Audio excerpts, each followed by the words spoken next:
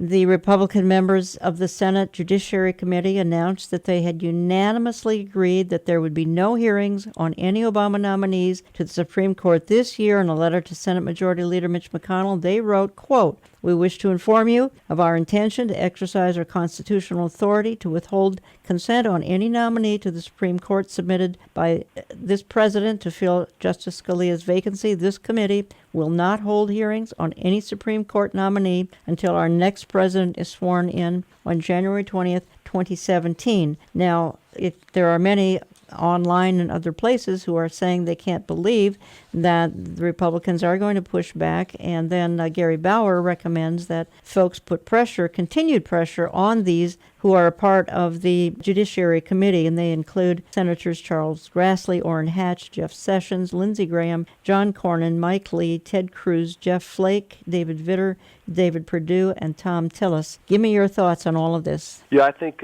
most of those guys will, hold strong, maybe all of them. I think that they have established their position, which I think is very important right now, rather than being double-minded or not knowing what to do or where to go. They have established their position. I am encouraged that most of those guys will hold it, since the Republicans hold the majority of the Judiciary Committee, that they will hold this position. And I think if they hold it strong and don't waver, that this will become more of a non-issue over the next couple weeks.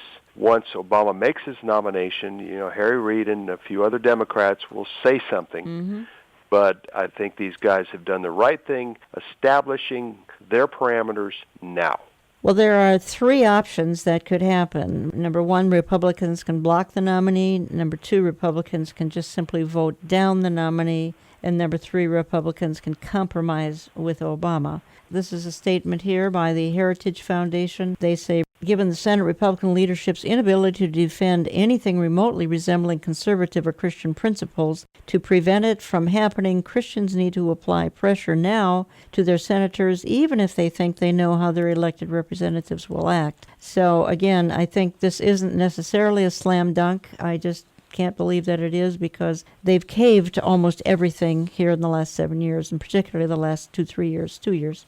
Absolutely, Jan. I think if these members of the Judiciary Committee keep it at the committee where it never leaves the committee, maybe never even vote on it, and just table it and doesn't get addressed, or the second thing would be vote on it and defeat it, or defeat the nominee, that would never get out of the Judiciary Committee. I think that's the way to go. So I hope it happens. We need a constitutional person such as Scalia was. He was a defender of the Constitution. He was an originalist.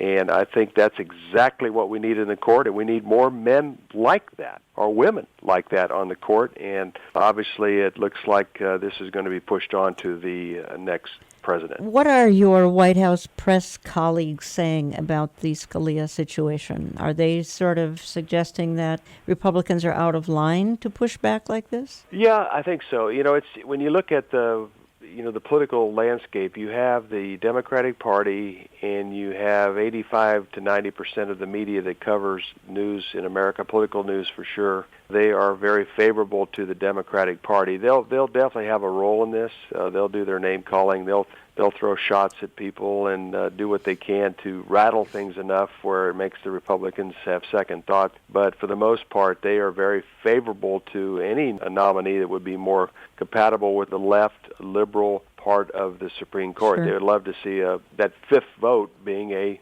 liberal justice. So they're going to do what they can, Jan, but I think if the Republican members continue this position that they've taken, if they just become adamant and strong and don't even discuss it, that this thing has a potential to become a moot point for a while. Well, let me transition then, and let's spend a few minutes here, and we can continue in the second segment as well, talking about the 2016 election. And you've written about it pretty extensively, both in your weekly newsletter. You've written about it online. Again, that's watch.org. I'm going to stay in the vein here of your press colleagues. What are they saying about the Republican lineup of candidates? I have a hunch what they're saying about the two on the left, which is probably pretty enthusiastic about two Marxists. Well, should we be surprised? Probably not.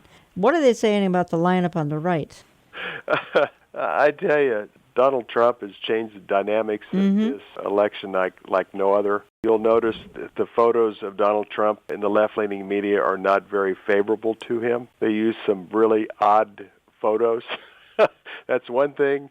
The other thing that they say is, look, he is doing everything you're not supposed to do as a candidate, and it's not costing him. And a lot of times he gets more of a bump and more approval out of it. So the other thing is they have thrown everything you can imagine at him. This is a Teflon candidate like no one we've ever had before.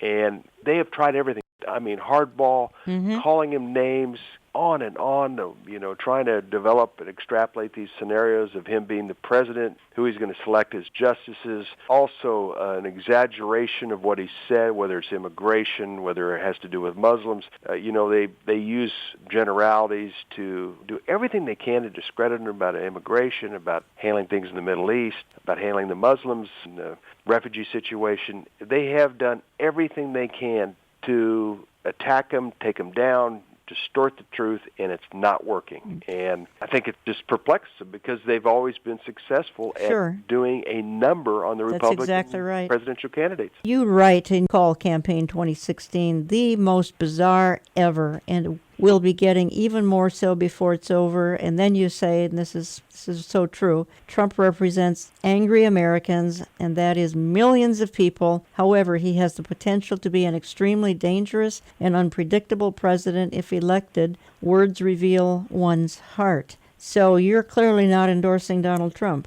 No, I'm not endorsing him, no. He is obviously very successful in business and negotiations. I think our negotiations with foreign countries will be much more interesting. And he's a tough negotiator, and he understands the art of the deal, per se. I mean, he's written a book about it. So our agreements, whether it's the Iran nuke deal or whether it's some of the Chinese trade deals, I mean, we already have the Chinese government getting very nervous about the fact they're going to have to deal with Trump and are making some, statements that it would be bad for their economy and the world's economies. And then you have the Mexicans aren't real happy about this fence. Who's going to pay for the fence? So, he stirs stuff up. But, we have just been a lapdog, unfortunately, in a lot of these situations. In North Korea nuke discussion, our nuke negotiations, the Iranian negotiations, we have just been so weak when it comes to negotiations. The other thing about Trump is he's a businessman. And I think one of the key areas here is improving the infrastructure in America, the roads, the bridges, creativity,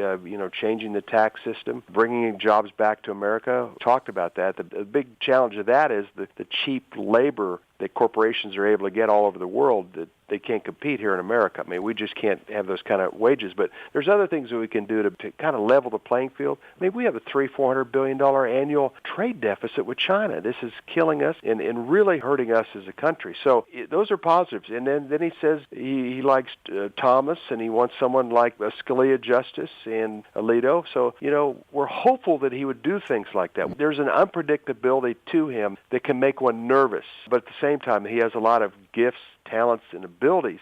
But why do you attack the other candidates the way you do? That's unnerving to a lot of folks. There's not a lack of, there's not humility here in many cases. But I tell you, Jan, the bottom line here is there is a percentage of the population that is furious with Washington. Yeah. They are tired of business as usual. They want to see an implosion. I mean, the fact that Congress's approval rating is between 12 and 14% right now gives you an idea just how unpopular Washington is, as well as this White House.